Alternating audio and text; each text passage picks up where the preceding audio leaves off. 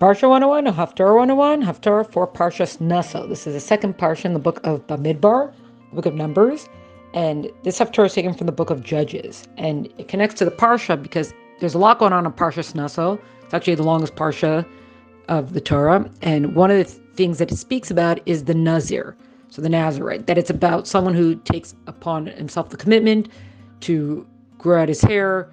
He's not going to partake of any grape, wine products. So wine, grape juice, raisins, grape peels, etc.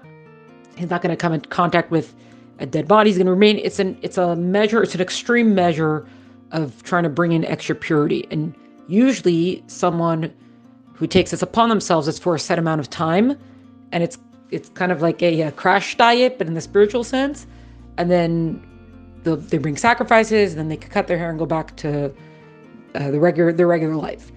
This Haftarah, though, from the book of Judges, is about one of the most famous Nazirs of all time, who is Samson, Shimshon, who was actually not just a Nazir from birth, but Nazir from even before birth.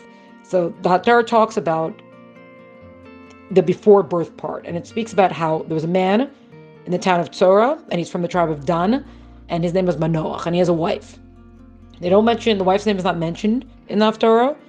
The Talmud gives her name as Salponis or something like that. So, but it just speaks about the woman, and it says that she was out in the field, which is an indication.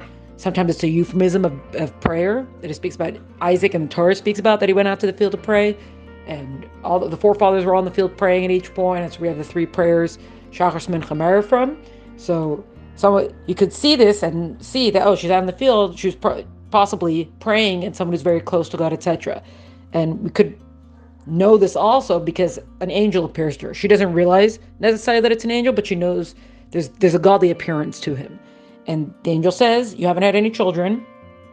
You've been barren all this time, but soon you're going to have a son. And these are the rules for the son. From now, don't partake of any wine or anything from the grapevine, etc. And don't eat any impure foods. And from when your baby is born, basically your baby is going to be a Nazir, and don't cut his hair or anything like that. So, and then the man just goes. So she goes, she tells her husband, and she says, this messenger came to me, etc. So Manoach is very excited with this, and he prays to God to send the messenger again. They don't entirely realize that it's an angel yet, and God does send the messenger again.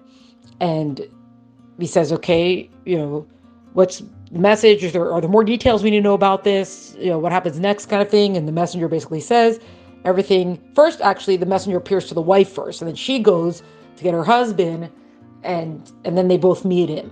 And okay, is there anything we know, etc. Basically, everything that I told your wife you should do about as far as the pregnancy and the baby is going to be a Nazir from birth, etc. It's not even a Nazir from birth. It's a Nazir in the womb even. So then Manoach offers, okay, what's your name? I would like to, when your message is going to come true, I'd like to say like, hey, this, here's who gave me the message, etc. And the angel says, my name's hidden. Commentaries say that's because angels' names could change according to what mission they're on. And then he also says, okay, I'd like to feed you, give you some kidney, goat, and grain, etc. And he's like, I can't, you could invite me, but I can't partake of it. Because he's an angel, so he can't eat. So, but you can sacrifice this, etc. So, as it's the times before the Beis HaMikdash, Manoach is able to sacrifice it in his yard nearby, and he sacrifices it, and the angel, the goat and the grain, the angel goes up in the flames. As it's all getting consumed, he goes up in the flames. So like, wow, that was an angel. And the wife and the husband, Manoach and his wife, are like, oh my goodness, if we just saw this angel, are we one step to death now? And the wife calms the husband down and says, we're having this prophecy. Now they realize it's a prophecy that we're going to have a child. This wouldn't happen if we're about to die, kind of thing. So they do as they're told. As far as Shimshon, Samson is a Nazir from the womb. And the Haftarah ends off with the fact that he's born and he's growing up and the Spirit of God is resting upon him, meaning he's going to have prophecy, etc. And Shimshon, Samson, is going down as one of the great heroes.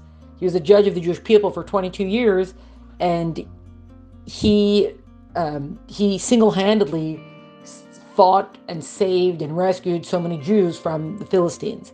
So this is his origin story. And just a small lesson that we could take from this is we see that the angel comes and tells the wife about all these things that she should do, because of course she's going to have this special son. And she said, oh, it's not just like, oh, from when the baby's born, be careful. It's like even before the baby's born. Now they have all these science. The science has all these tests and studies and experiments that they try to show how read to your baby, talk to your baby while it's still in the womb, because it affects it. But of course, Torah knew this all along. Torah knows this all along, that a mother is pregnant, a woman who's pregnant should be careful, because, or be a little bit extra careful at least, because this can all affect the baby as it's growing in the womb, and can have long-term effects, and specifically, and especially we hope for good. And that's Haftarah.